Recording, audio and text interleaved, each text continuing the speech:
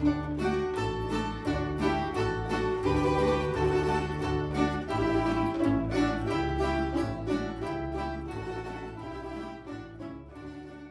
we're here at the house of the local delicacies of Bela Krajina, and I am here with Marjetka Sever, a member of the folklore group Ivan Navratil from Metlika. And together we will make a famous Bela Krajina dish, Belokranjska Pogača, which is a local flatbread that we serve as a welcome to our lovely parts. Bela Krajina is known for our welcomes, so this is one of the most iconic ones.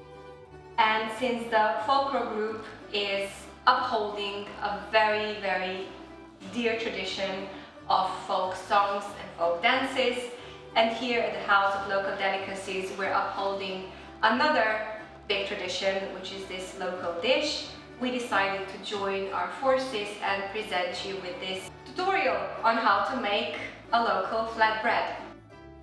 In this bowl of flour, we have added some yeast, some salt, some sugar to activate the yeast, and now we want to wait for a little bit for the yeast to start doing its thing and bubbling up to the surface.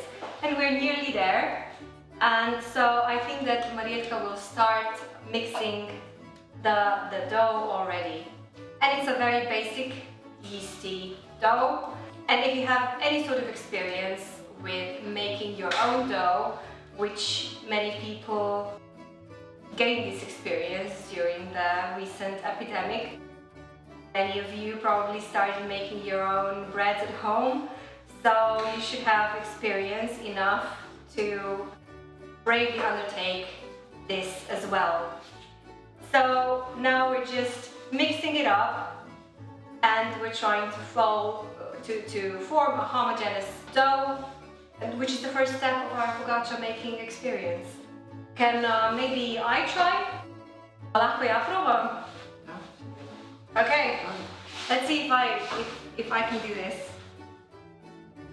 And we're trying to form the dough into a ball. No? More? Veg?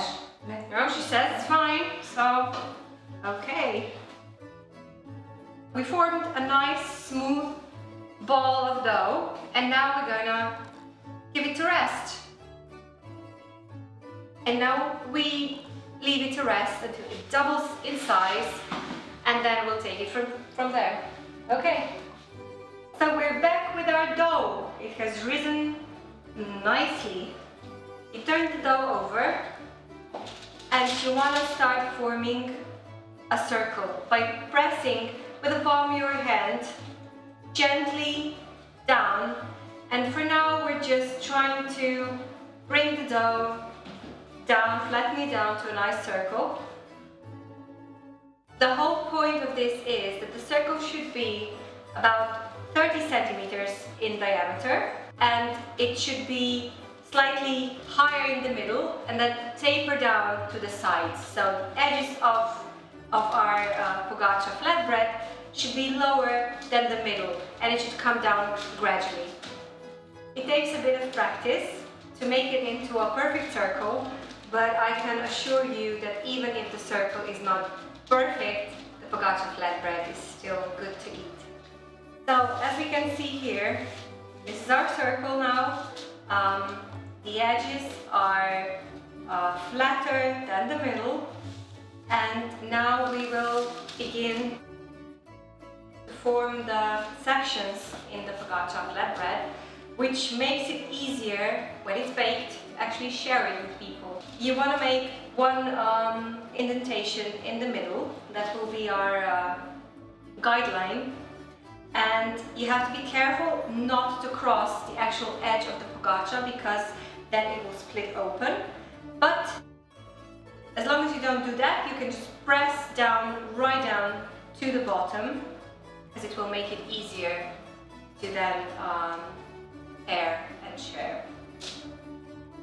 So there's the middle line, and there's 3 additional lines to each side. It will ultimately form little squares that are perfect for sharing. The squares should be approximately 3 by 3 centimeters, and it has to be symmetrical, but this is the same as with the shape of the circle. It doesn't have to be perfect. It will still be good to eat. Okay, so now that we have our grid, this is a whole beaten egg, and we use it for the egg wash.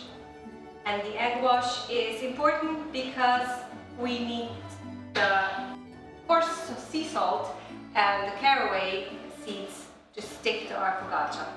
You want to put a thin layer of the egg wash on the pogača because it should be just enough for the toppings to stick and not too much.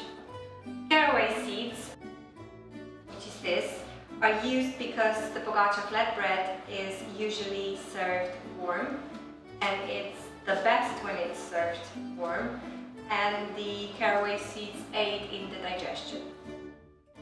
And this is coarse salt, that is sea salt that comes from the Mediterranean, so we like to use local ingredients, and this is another famous Slovenian ingredient that can only be found here, and so we use it on our flatbread as well. Okay, so now it's time for us to sprinkle the toppings.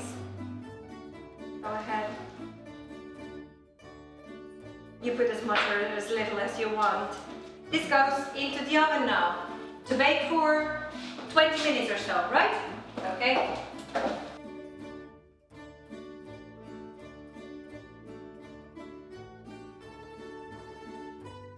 So here we have it. It's perfect, it's nice and round and golden brown, and I for one cannot wait to have it with a glass of wine.